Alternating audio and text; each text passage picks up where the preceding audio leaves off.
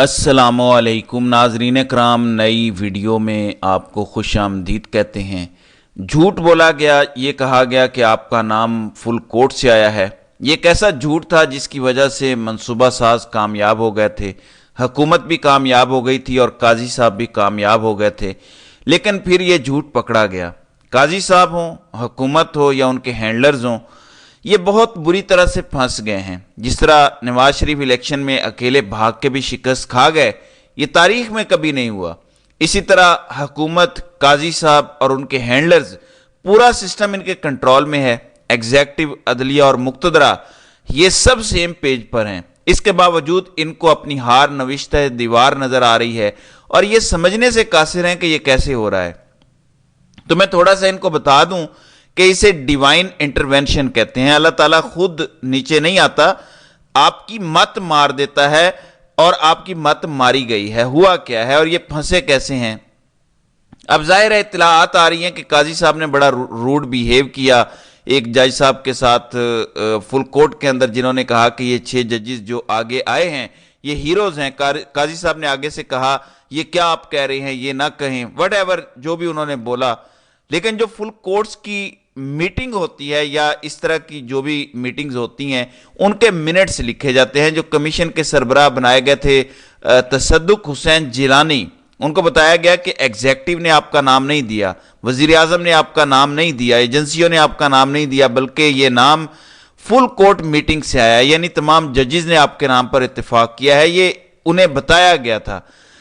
انہوں نے کہا کہ مجھے ذرا اس فل کورٹ میٹنگ کے منٹس دے دیں، وہ خود دیکھنا چاہتے ہیں۔ انہیں یقین نہیں آ رہا تھا کیونکہ الزام یہی لگ رہا تھا، حکومت پر یہ الزام ہے، حکومت ہی اپنی مرضی کا کمیشن بنا رہی ہے۔ انہوں نے منٹس مانگ لیے تو قاضی صاحب نے ان کو منٹس دینے سے انکار کر دیا۔ اب آپ مجھے بتائیں، اگر نیت ٹھیک ہوتی، اگر کمیشن سے صحیح انویسٹیگیشن کرانی ہوتی تو منٹس دینے میں کیا اعتراض تھا؟ کمیشن کے سربراہ نے منٹس مانگے تھے، کوئی اگر انہیں ہی منٹس نہیں دیے جا رہے تو اس کا مطلب ہے کچھ تو ہے جس کی پردہ داری ہے۔ اب تحریک انصاف جو پہلا کام کرنا ہے وہ یہ ہے کہ اس میٹنگ کے منٹس حاصل کرنے ہیں۔ رائٹ ٹو انفارمیشن ایکٹ کے تحت آپ کو یہ منٹس ملنے کا حق ہے۔ یہ کوئی ایسی میٹنگ نہیں تھی جس میں نیشنل سیکیورٹی ڈسکس ہو رہی تھی یا کوئی قومی راز تھا یا اس کے اندر کوئی کوڈز تھے ایسے نیوکلیئر کے جو نکل آئیں گے باہر۔ اس میٹنگ تک عوامی ایکسیس یہ عوام کا حق ہے، اور یہ وکلاء کی جو فوج ظفر موج ہے تحریک انصاف کے پاس، ان کو اس کے حوالے سے اب درخواست دینی چاہیے اور سپریم کورٹ سے یہ مانگنے چاہیے۔ یہ منٹس بہت امپورٹنٹ ہیں اور اس میں تمام ججز کا کردار پتہ چل جائے گا، کون انٹیلیجنس ایجنسیوں کے پے رول پہ ہے پتہ چل جائے گا، وہاں اندر جس نے جو رویہ اختیار کیا وہ سب معلوم ہو جائے گا، اور یہ پاکستان میں جوڈیشری کو ٹرانسپیرنٹ کرنے میں مددگار ثابت ہوگا۔ اب ناظرین اکرام، دوڑیں لگی ہوئی ہیں نامعلوم افراد کی کہ کہیں عمران خان اگلے چند ہفتوں میں باہر نہ آ جائے، کیونکہ جوڈیشری نے اب فائٹ بیک کرنا شروع کیا ہے، خاص طور پر ہائی کورٹ کے ججز نے۔ ظاہر ہے کہ باقی ہائی کورٹ سے بھی اب کچھ نہ کچھ چانس بن رہا ہے کہ لوگ فائٹ بیک کریں گے۔ جوڈیشری کا فائٹ بیک ایکسپیکٹ نہیں کر رہے تھے نامعلوم افراد۔ یہ نامعلوم افراد جو یہ ملک چلاتے ہیں، ان کو یہی پتا تھا کہ سب کچھ طے ہے، سب دبا لیا گیا ہے، سب کو ڈرا لیا گیا ہے، اب تو سب کو تن کے رکھنے کا پروگرام آگے ہے۔ ججز کے سٹینڈ لینے کے بعد صورتحال یہ اکثر تبدیل ہو گئی ہے، اس لیے یہ گھبرا گئے ہیں اور اب پینک موڈ میں ہیں۔ انہوں نے عمران خان کو 9 مئی کے کیسز میں جلد سے جلد سزا دلانے کی طرف معاملات بڑھانے شروع کر دیے ہیں، اور نچلی عدالتوں میں جو ججز یہ کیس سن رہے ہیں دہشت گردی کی عدالت کے، وہ ججز سارے مینج ہیں۔ جیسے نتاشا سپرا ایک جج ہیں جنہوں نے 51 لوگوں کو، یہ تاریخ میں پہلی بار ہوا ہے کہ 51 لوگوں کو بالکل ایک جیسی سزائیں دے دی ہیں۔ مطلب کسی کا کوئی کم قصور ہوگا، کسی نے 1 پتھر مارا ہوگا، کسی نے 10 مارے ہوں گے، کسی نے توڑ پھوڑ کی ہوگی، کسی نے دیکھ کے صرف انجوائے کیا ہوگا، تو سب کو ایک جیسی سزا دے دی ہے 5-5 سال۔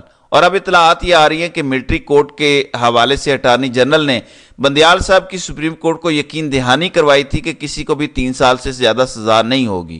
اب اطلاعات یہ آ رہی ہیں کہ عمران خان کو تکلیف پہنچانے کے لیے عمران خان کے بھتیجے حسان نیازی، ان کو اس سے زیادہ سزا دینے کے بارے میں سوچا جا رہا ہے، اور حیدر مجید ایڈوکیٹ جو ان کے ساتھ گرفتار ہوئے، ان کو بھی زیادہ سزا دینے کے بارے میں فیصلہ ہو رہا ہے۔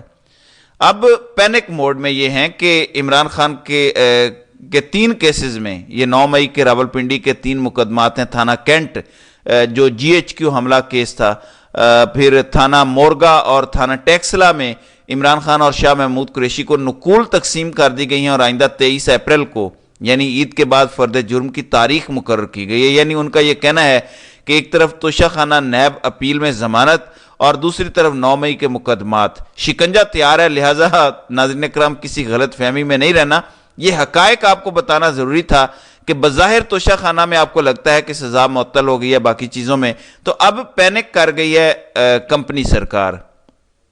اس پینک موڈ میں جس طرح جلد بازی میں سزائیں دلوائی گئی توشہ خانہ کیس میں، جو کہ اب ردی کی ٹوکری میں چلا گیا، کہاں گیا وہ جو گھڑی گھڑی کرتے تھے؟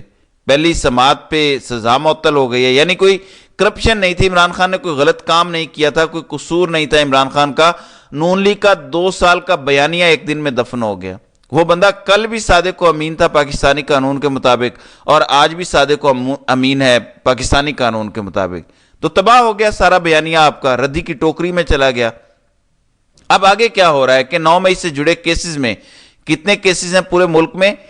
پورے ملک میں کیسز ہیں، لاہور میں، فیصل آباد میں، میاں والی، خیبر پختونخوا کے تو چلے سارے کیسز ختم ہو جائیں گے، لیکن پنجاب کے مختلف علاقوں میں جتنے بھی کیسز ہیں، وہ پنڈی ہو، لاہور ہو، فیصل آباد ہو، میاں والی ہو، ان سارے کیسز میں عمران خان کو امپلیکیٹ کیا جائے گا، ان سارے کیسز میں عمران خان پر فرد جرم لگائی جائے گی، اور ان سارے کیسز میں کمپرومائزڈ لوئر جوڈیشری کے ذریعے عمران خان کو سزائیں دی جائیں گی۔ یہ اب کمپنی سرکار پینک کر گئی ہے، گھبرا گئے ہیں۔